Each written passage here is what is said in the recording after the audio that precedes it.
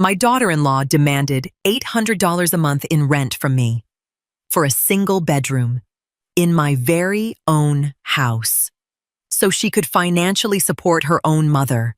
My son didn't say a word, so I just nodded, finished my coffee, and started packing that exact same morning. 3 days later, I was gone. And it was only then that they realized who actually kept that house running. It was exactly 7 a.m. on a Tuesday. My kitchen in Brookline didn't smell like freshly brewed coffee. It smelled like harsh surface cleaner. My daughter-in-law Sloane had unilaterally decided that my trusty old drip coffee maker was unhygienic and had banished it to a dark cabinet. In its place sat a ridiculously expensive shiny espresso pod machine that she hadn't bothered to show me how to use. I sat down at the kitchen table, the one my late husband Warren had built with his own 2 hands, and watched Sloane tap away on her iPad. My son Gavin just stared at his phone in dead silence. "Elaine," Sloane said, not even glancing up from her screen. "We ran the numbers. Since my mom needs help paying for her home health aid now, and inflation is hitting us all so hard, we need to restructure the household finances. Starting next month, you'll need to pay $800 in rent for your room." I froze. This was my house. I had let Gavin and Sloane move in when they were drowning in debt, giving them the entire second floor to help them get back on their feet. "Rent in my own home?" I asked, my voice steady. Sloane gave me a cold, patronizing smile. "Legally speaking, you transferred the deed to us to avoid probate later. Gavin's name is on the paper now. We carry the financial burden of homeownership. Just think of it as doing your part to help out my mother in her time of need." Gavin said nothing. He didn't even lift his eyes from his phone when I stood up. My heart wasn't racing. I just felt this sudden, overwhelming clarity. I had taken them in to help them not to be tolerated as a paying tenant in my own life. Sloane thought she was running the show because she organized the mail. She totally forgot who actually managed the maintenance accounts, the property taxes, and the rainy day funds. I didn't feel hurt anymore. I just felt wide awake. I wasn't going to argue with them. I was going to take action. "I understand," I said simply. I walked to my room, shut the door, and opened my laptop. I didn't look for a lawyer. I looked for a moving company and pulled up the details for a little lakeside condo I owned up in New Hampshire, on Lake Winnipesaukee. I had bought it years ago as a retirement nest egg and had been renting it out. As luck would have it, my tenant had moved out just last month. It was time for a new chapter. Wednesday felt perfectly normal on the surface. Sloane was clearly riding high on her victory. She was ordering me around like I was the hired help. "Elaine, since you're living here, do you think you could handle the weekly grocery run today? Here's the list. Please make sure everything for the kids is organic." She didn't hand me a single dollar bill. A year ago, I would have sighed, just waited for it all. Today, I took the list without a word. I went to the grocery store, but I only bought the bare essentials for myself: bread, butter, a little sharp cheddar, and a bag of my favorite ground coffee. When I got back, the house was empty. I used the quiet time to take stock of everything. Over the past 2 years, I had quietly covered almost all the overhead property taxes, homeowners insurance, heating oil. Gavin had claimed he needed his paycheck for his crypto investments. I sat down at my desk and called the insurance agency. "Good afternoon, this is Elaine Baxter. I need to either transfer the homeowners and liability policies into my son's name or cancel them entirely, as I am no longer the financial provider for the property." The agent was very efficient. Since I had been the one paying the premiums for 30 years, canceling it by the end of the month was a breeze. Next, I called the oil company. We had a maintenance and delivery contract that auto-drafted from my account. I canceled the direct debit right then and there. It was late September in New England. A bitter winter was just around the corner, and the oil tank was practically running on fumes. Sloan wanted me to hand over $800 a month in rent fine. That money would now go directly toward funding my own freedom instead of subsidizing her lifestyle. I packed my most important documents into a small, fireproof lockbox. I didn't feel like a victim fleeing her home. I felt like a general strategically withdrawing her troops. From down in the living room, I could hear Sloan laughing on the phone, with her mother bragging that the financial stuff with Elaine is totally handled. I taped my first moving box shut. They really thought I was just part of the furniture. They were about to find out I was the engine keeping the whole house from falling apart. On Thursday morning, Sloan came downstairs expecting my usual breakfast service. Ordinarily, I would have the table set eggs scrambled and fresh bagels waiting. But when she walked into the kitchen, she found a completely bare, spotless counter.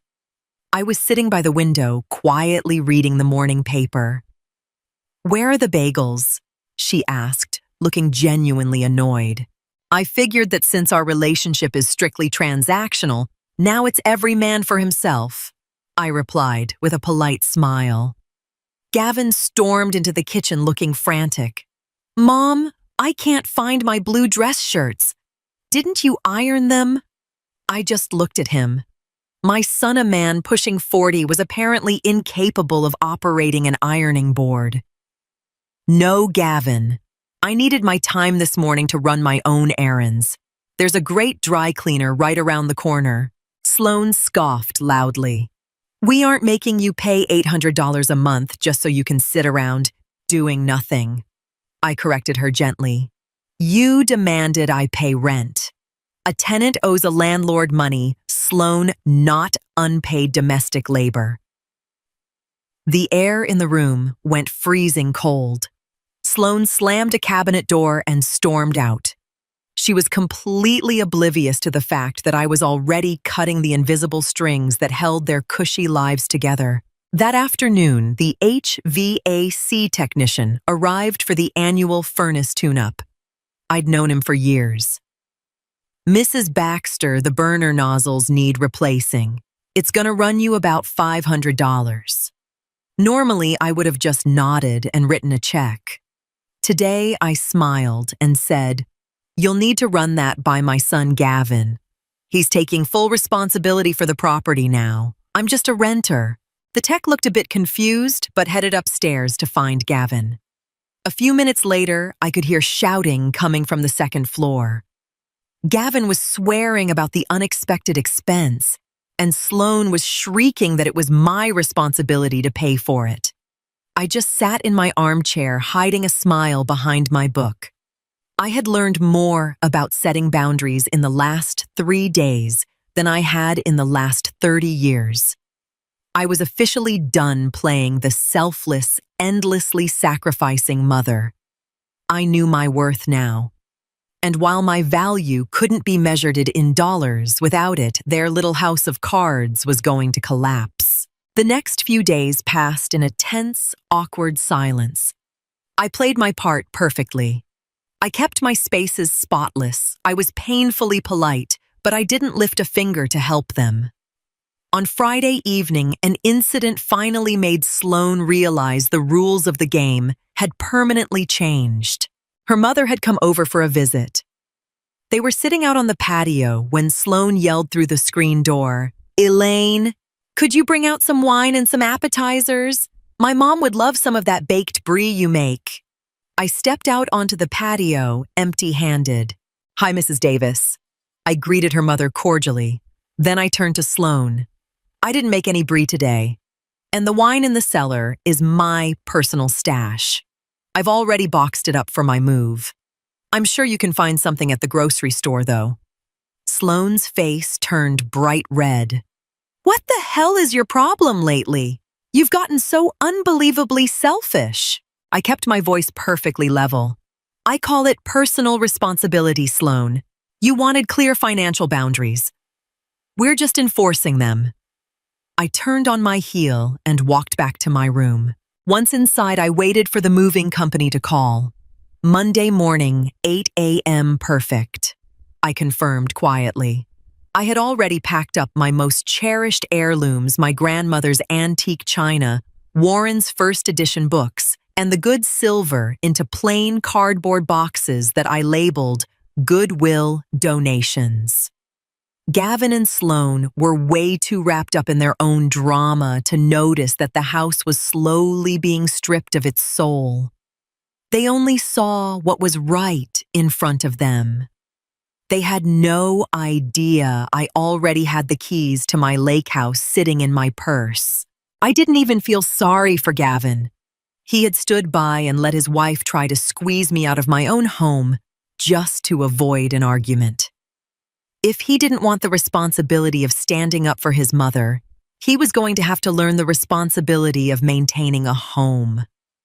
October was rolling and the oil tank was dangerously close to empty, and it was going to be a very, very cold month for them. Sunday evening was eerily quiet. Gavin and Sloan had gone out to dinner, probably to complain about how stubborn I was being. I used the empty house to finalize everything. My suitcase was packed. My small SUV was parked in the garage, loaded down with the few things I truly cared about. I took one last walk through the house. It was a beautiful building, but it wasn't a home anymore. It was just real estate weighed down by the entitlement of two people who didn't know the meaning of hard work. I didn't leave a dramatic, angry letter. I just left a very clinical list on the kitchen island. It had the trash pickup schedule, the chimney sweep's phone number, and a note stating that the HVAC maintenance contract expired tomorrow.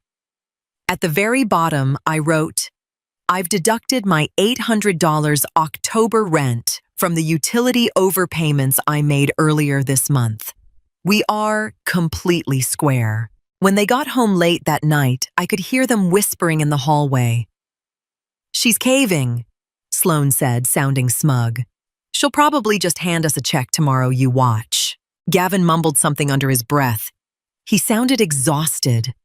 I sat in the dark of my bedroom, feeling a profound sense of relief. I wasn't afraid of being alone at the lake. I was actually looking forward to a silence that wasn't loaded with resentment. I thought about my garden up in New Hampshire. It was the perfect time of year to cut back the perennials. Tomorrow, at this time, I'd be sitting on my deck looking out at the water. Sloan really thought she had backed me into a corner where my only way out was to open my wallet. She forgot that I was the one who built the damn room in the first place. I set my alarm for 6 a.m. It was the last time I would ever sleep under this roof. I took one last look at the framed photo of my husband on the nightstand. "I'm heading out now, Warren," I whispered in the dark. "It's time." Right on the dot at 7:30 a.m., a small moving truck backed into the driveway. Because Gavin and Sloan loved to sleep in and the upstairs was well insulated, they didn't hear a thing. The movers were absolute pros.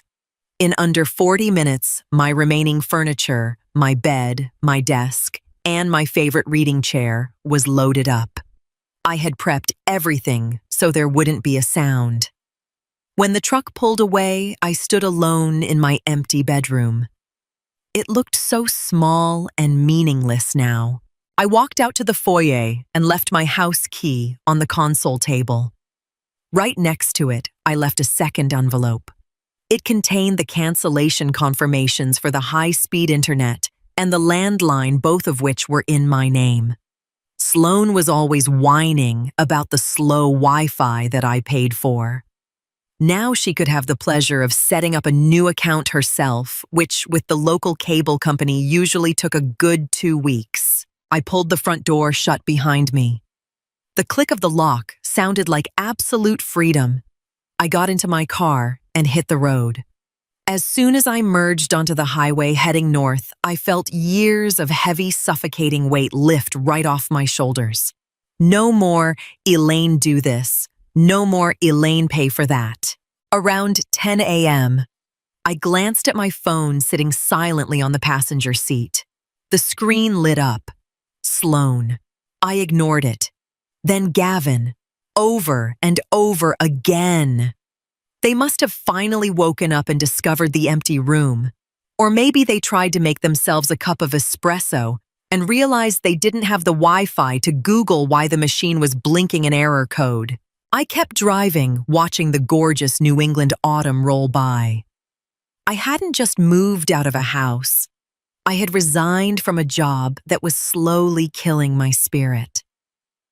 When I finally pulled into Wolfboro, the crisp lake air hit my lungs. The key to the condo turned perfectly in the lock. It was already toasty inside. I had turned the heat on via the smart thermostat 2 days ago. I wasn't a tenant here. I wasn't a burden. Here, I was just Elaine. Around noon, I was sitting at a little cafe by the water, finally checking my messages. It was an absolute digital meltdown. Where are you? What did you do to the Wi-Fi? The heat won't turn on Elaine. It's freezing downstairs. The last text from Gavin sounded desperate. Mom, please pick up. Sloan is losing her mind. Her mom is coming over this afternoon, and we have absolutely no hot water. I took a sip of my Earl Grey tea. The heat wasn't turning on because the oil tank was bone dry exactly as I had warned them on my list. The fact that they didn't bother to read the list or just didn't take it seriously was strictly a them problem. I typed a single response into the family group chat. I am at my place at the lake. As we discussed, I have taken care of my own financial affairs. Since you are the sole homeowners now, the upkeep of the property is entirely your responsibility. Please only contact me for emergencies regarding my forwarded mail. Sloan fired back a voice memo instantly. She sounded hysterical. You can't just abandon us like this. This is breach of contract. We were relying on your money. My mom needs that cash for her care. I deleted the voice memo halfway through. It was honestly fascinating. Even in the middle of a crisis, it was still entirely about what I was supposed to be doing for them. Not a single, "Are you okay?" or "I'm sorry." Just demands. I put my phone on airplane mode. The lake was completely still. An older couple walked by on the sidewalk, holding hands, and I smiled at them. For the first time since Warren passed away, I didn't feel responsible for the happiness of grown adults who absolutely refused to grow up. I had signed that house over to Gavin to give him a safety net. He had treated it like a blank check for laziness. Now he had to learn that homeownership is a liability, a lesson he was going to learn the hard way when he saw the bill for an emergency same-day heating oil delivery tonight. 2 days later, my phone rang from an unknown number. It was the HVAC guy from the other day. Mrs. Baxter, I can't get a hold of your son, but it's an absolute madhouse over there. The pipes are going to freeze and burst if they don't get oil delivered right now. But the oil company requires upfront payment for emergency drops, and your son's debit card declined. I took a slow, deep breath. Bob, I don't live there anymore. If you need to verify ownership, you can pull the public deed records. My son owns the property. It stung a little bit to be that ruthless, but I knew I had to be. If I swooped in to save them now, nothing would ever change. A little while later, I turned my phone's cellular data back on. Gavin had sent me an email. It was a lot more grounded than his frantic texts. He admitted they had completely screwed up the math. Sloan had taken the money they were supposed to use for the utility bills and spent it on some bougie, expensive life coaching certification course for her mother. They had banked entirely on my $800 rent, plus my usual contributions, to cover the massive shortfall. Without internet, neither of them could work. They both relied on working from home. Without heat, the house was physically unlivable. Gavin asked if I could spot them alone.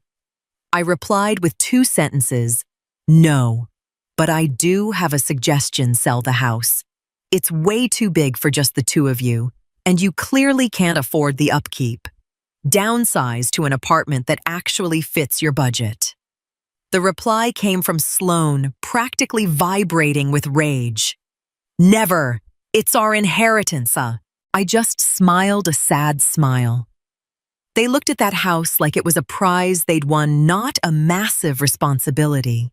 But a prize you can't afford to maintain becomes a curse real quick. I spent the rest of my afternoon potting some winter heather for my new balcony. Getting my hands dirty in the soil felt honest and real. My life was simple now, clean, and best of all, entirely debt-free from the heavy expectations of other people. It took exactly 1 week for the inevitable to happen. Gavin called me, and his voice sounded totally defeated. He was sitting in his car, the only place he could get warm by blasting the heater. "Sloan went to stay with her mom," he said quietly. "She says she refuses to live in a house that doesn't function." The oil truck showed up, but I couldn't pull together the $4,000 for an emergency fill-up. I felt sorry for him, but it was the kind of detached pity you feel for a stranger who made an obviously terrible choice. "So what's the plan, Gavin?" I asked. "I don't know, Mom. I checked the mail today and found the cancellation notice for the homeowner's insurance. If a pipe bursts now, we're literally bankrupt." I reminded him gently. "I told you 3 months ago that we needed to transfer those policies into your name. You never lifted a finger." It was a harsh pill to swallow. He had just assumed I would quietly fix the problem the way I always did. "I'm putting the house on the market," he finally said. It was honestly the first financially sound decision he had made in his adult life. "That's a smart move, Gavin. If you need a recommendation for a good realtor, let me know. But financially, I am staying out of it." Staying out of. He hung up without saying goodbye. And that was fine. He had to go through the fire on this one. Sloan was probably throwing the tantrum of the century over losing her precious status symbol. But that wasn't my circus anymore. I went for an evening walk along the lake. The moonlight was reflecting off the water. I felt incredibly light, almost weightless. The $800 they tried to extort from me was now paying for my own peaceful little life. A life with heat sanity and the absolute certainty that nobody was ever going to touch my coffee maker again. 3 months later, it was a gorgeous, snowy January day at the lake. My condo was toasty and warm, and the whole place smelled like the fresh apple pie I had just pulled out of the oven. I had made a great new group of friends, a local hiking club for seniors, and a fantastic book club. My life was full, completely unburdened by the constant demands of my family. Gavin actually did sell the house. After paying off all their debts and the back taxes they owed, he walked away with a very modest chunk of change.